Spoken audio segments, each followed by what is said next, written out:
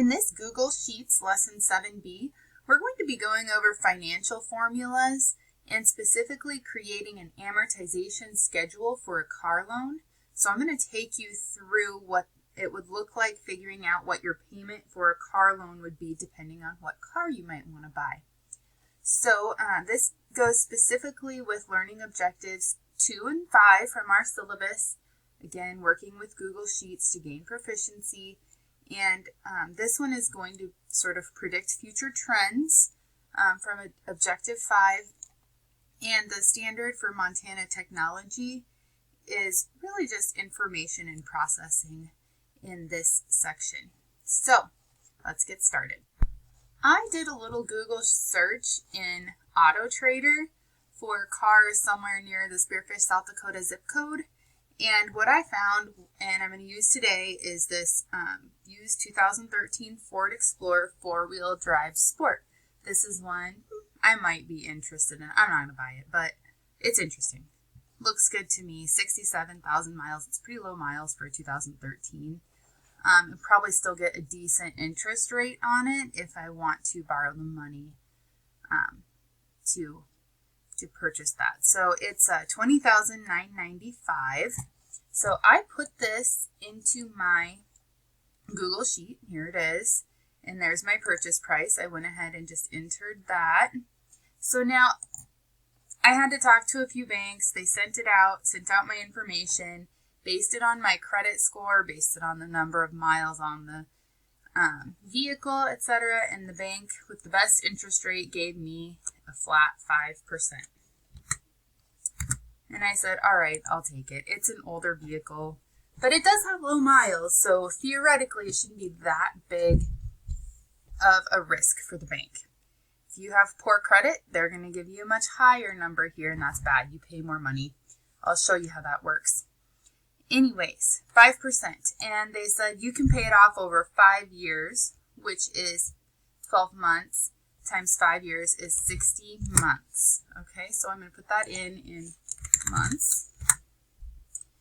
And I want to find out how much my payment is per month. How much do I have to pay the bank? So I'm going to type in the formula equals PMT for payment, which is calculating the payment for a loan based on constant payments and constant interest rate. Okay, so PMT parentheses. Now it's telling me what all of these things are, which is nice because it helps me know how to do this formula. First thing is my rate. Here's my interest rate. And because it's monthly payment and not annually, that 5% is annual. I have to do divided by 12 to make it monthly. Now I put a comma, number of periods, 60, and then we'll do a comma. The present value, that is what the amount is today. So that's the $20,995 purchase price, comma.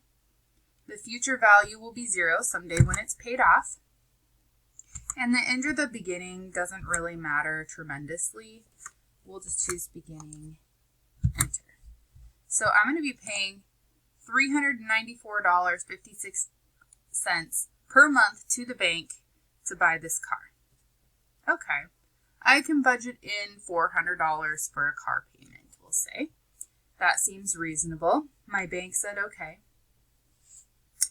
And now I want to know, what does that really look like throughout every month? Because remember, I got to pay this for 60 months unless I pay it off early.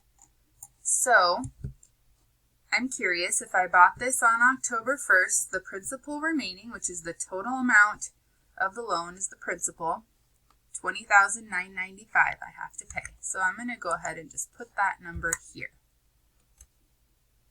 Because at month 0, I still owe that much. I make my first payment, which is this amount. And I think I'm going to actually I'm just going to change these into positives by throwing just a little negative sign right there. I like positive numbers. Now I'm going to find out what is the portion of that payment that's interest. So we're going to do another formula, which is the IPMT, interest payment. Okay, our rate because I want to be able to carry this down, is going to be this number, but I'm going to put dollar signs in front of this so that it never moves off of this cell. It always takes that reference. And then divided by 12, because remember it's monthly and not annual, comma, the period number. This is this number right here. And I do want that to carry down, so I'm not going to put dollar signs on it. Number of periods total is this one. Total term is 60 months or 60 periods. So then we'll go ahead and just keep this one stable by putting those dollar signs on it. We don't want that cell reference to move when we drag this formula down. And then we're going to go future value. Oh, we're on present value of our interest payment right now. So the present value is going to be this number. And that will be the principal remaining from the previous month. That will be okay to have it shift down. Future value 0.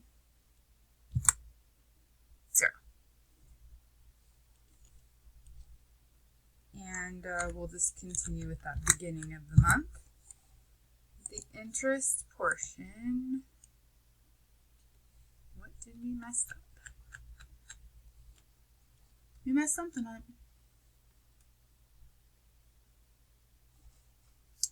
I want this out. Period 1, 60 months, 5% divided by 12.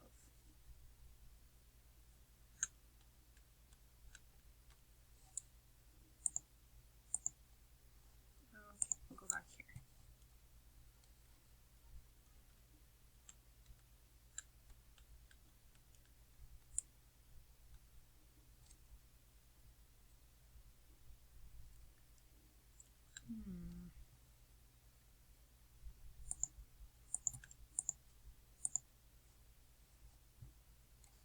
It's suggesting to me that maybe that's my problem. So let's try negative there. B4. The rate is 5% divided by 12. Period number. Total number of periods. Yes. Principal remaining. Right? Present value. Future value.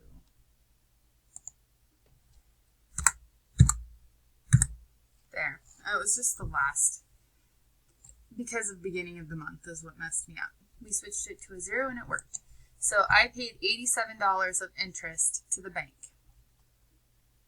I'm going to copy this whole formula right here because it's all going to be the same for the principal. I'm just going to paste it in, except for I'm going to change this to a PPNT for principal payment, and it's $308. So if I add these two together, the sum, it tells me down here, is $396.20. So there's something going on a little fishy. Oh, it's the beginning of the month, end of the month deal. We're going to change these all to end of the month. And then it's $396.20. Just a little difference between the beginning and the end, just slight. So now the sum of those two, the interest portion and the principal portion, equal my total payment, which is good. And then my new principal remaining is going to be the previous balance minus the principal I paid off this month. Okay, so now let's see.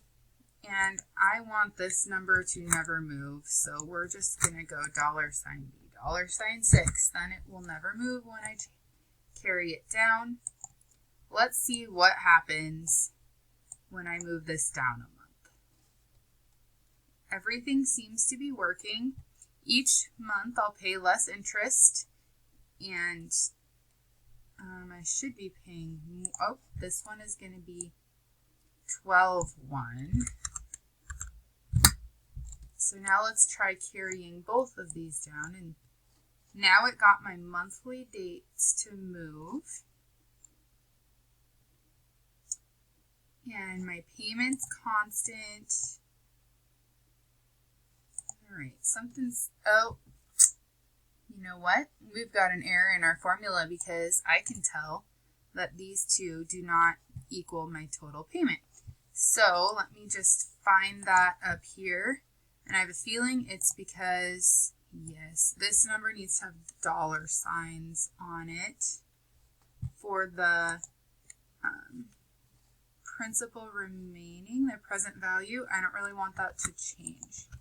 So we're going to fix that. And we'll fix it here too because we have it in both spots.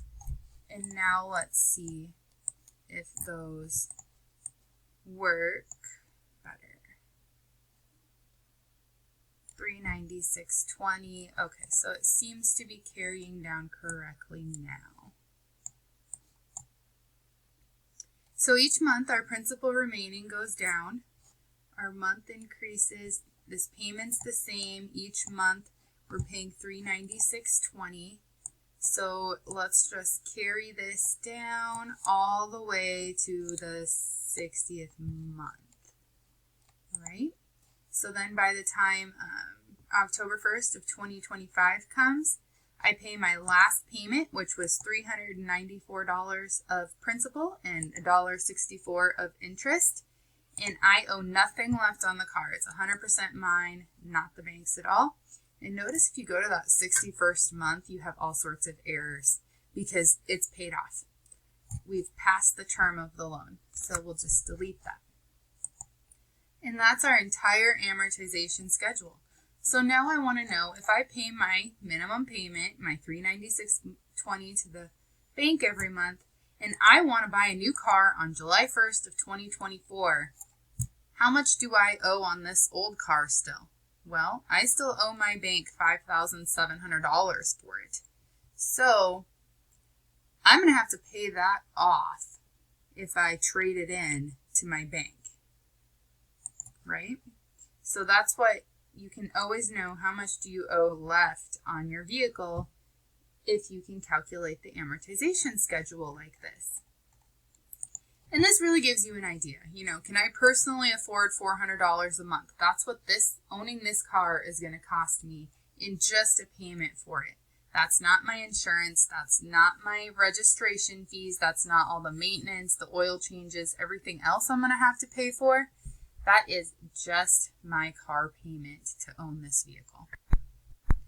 So another thing this amortization schedule shows me is the total amount of interest I'm going to pay over the 5 years. And if I highlight all of these, I can see that I'm going to pay $2,700 in interest. And if that number scares you a little bit, maybe it should, because that's the cost of not having that money and having to borrow it from the bank. If you borrow it for fewer years, let's do a 36-month or 3-year period. My payment goes way up to $630. If I can afford that though, I'm only going to spend $1,600 in interest. So it's important to realize that lowering that term does lower the amount of interest that you're going to have to pay, right? And that's money that you'll never see again. It's just an expense. Maybe this is too much. Maybe I go back to a 60-month period because I don't make a lot of money. Maybe I only want to buy a $10,000 car. Because these are all linked to my whole schedule, I can see what that would look like. If I only spend $10,000 at 5%, my payment goes down to $188 a month. So this is something that you can sort of play with and decide, how much can I afford? You know, do I really need that fancier car? Maybe I can make do with something a little less. Or maybe I want to pay it off sooner. And those are options. And these are the types of things your bank will work with you on. But I think it's important that you know how to do this so that you can check their work and make sure you kind of go into the bank and the whole car buying process understanding what you can do. So that is it for this lesson. I hope you enjoy this week's projects.